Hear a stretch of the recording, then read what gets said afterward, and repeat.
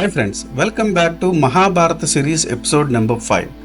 నా ప్రీవియస్ వీడియోలో అగ్నిదేవుడిని బ్రహ్మదేవుడు సహజ స్థితికి రమ్మని చెప్పి, ఆ తర్వాత ప్రమద్వర రూరుడు తాలూకా ప్రేమ కథ, సర్పాలను చంపబోతుండగా మునీశ్వరుడు శాప విమోచనం జరగడం, ఆ తర్వాత జరిగే విశేషాలని ఈ వీడియోలో చెప్పబోతున్నా. So let's get into the video. ఉగ్రశ్రవసుడు సౌనకాద మహాములను చూసి ఇలా చెప్పసాగాడు. కృతయుగంలో కశ్యప ప్రజాపతి ఉండేవారు. ఆయనకు 2 భార్యలు, పినత, కద్రువ. పుత్ర సంతానము కోరి వారు కశ్యపుని ప్రార్థించారు.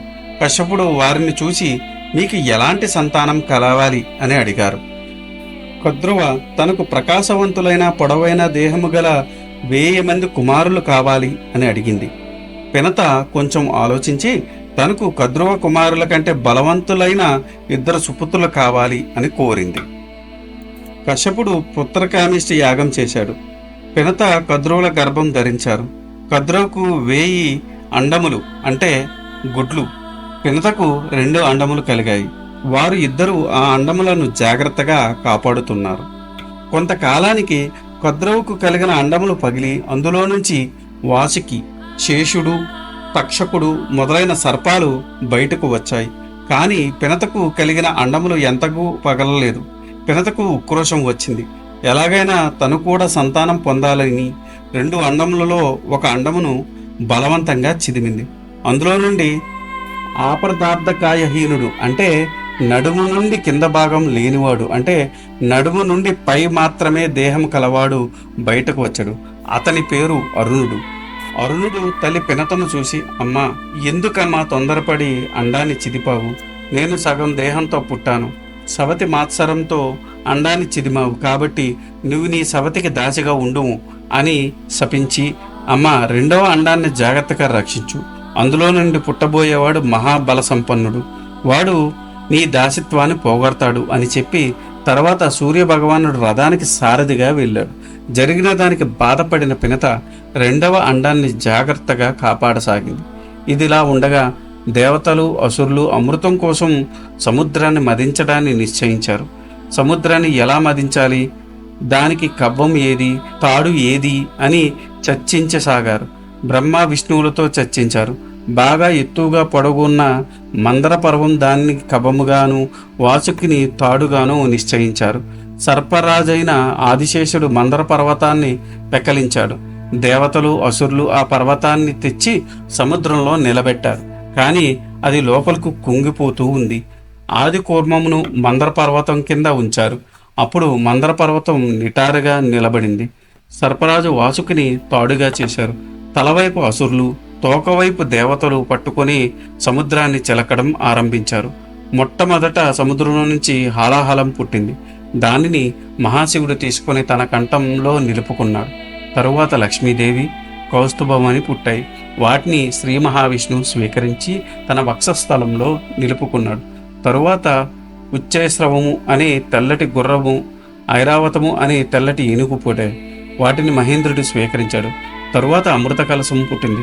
ఆ అమృత కలశాన్ని రాక్షసులు స్వీకరించారు. కానీ విష్ణుమూర్తి మోహిని రూపంతో రాక్షసులను వధించి ఆ అమృత కలశాన్ని దేవతలకు ఇచ్చాడు. అమృతం తాగడానికి దేవతలందరూ కూర్చున్నారు. రాహువు అనే రాక్షసుడు దేవతల రూపం ధరించి వారితో పాటు అమృతం తాగడానికి కూర్చున్నాడు. రాహువుకు అమృతం ఇచ్చే సమయంలో ఆ విషయాన్ని సూర్యుడు, చంద్రుడు గుర్తించారు. వెంటనే విష్ణువుకి ఈ విషయం చెప్పారు. విష్ణువు తన చక్రాయుధంతో రాహు తల నరికాడు. కానీ అప్పటికే అమృతము రాహు కంఠం దాకా వెళ్ళింది కాబట్టి తల మాత్రం అమృతత్వాన్ని సంతరించుకుంది. మొండం మాత్రం తల నుండి వేరై పడిపోయింది.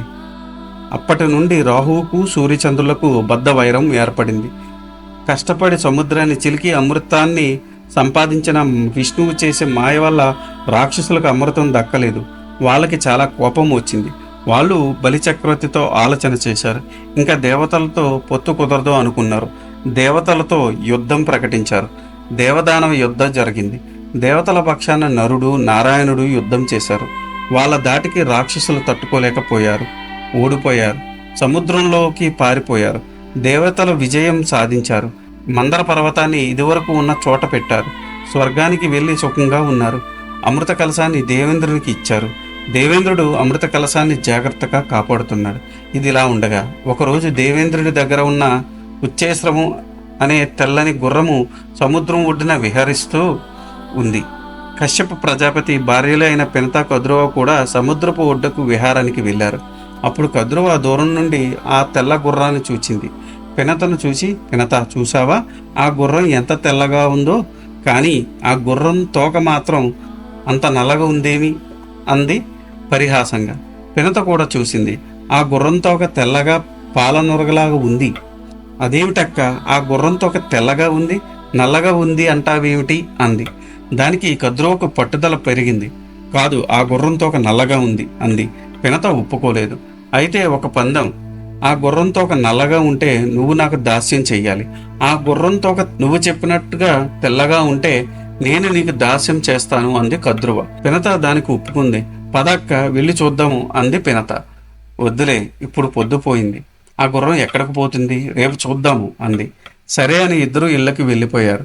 ఆ రోజు రాత్రి కద్రువ తన కొడుకులైన పాములందరినీ పిలిచింది. తనకు పినతకు జరిగిన పందెం విషయం చెప్పింది. కుమారులారా, మీ తల్లి దాచి కాకుండా మీరే కాపాడాలి. రేపు ఉదయం ఆ గుర్రం తోకకు నల్లగా కనపడాలి అంది కద్రువ. ఆమె కొడుకులు దానికి ఒప్పుకోలేదు.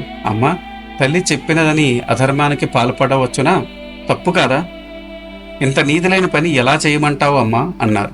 దానికి కద్రువ కోపించి, మీరు తల్లి మాట వినలేదు కాబట్టి పరీక్షిత్ మహారాజు కుమారుడైన జన్మేజయుడు చేయబోయే సర్పయాగంలో పడి పాములనియు చనిపోవుగాక అని శాపం ఇచ్చింది.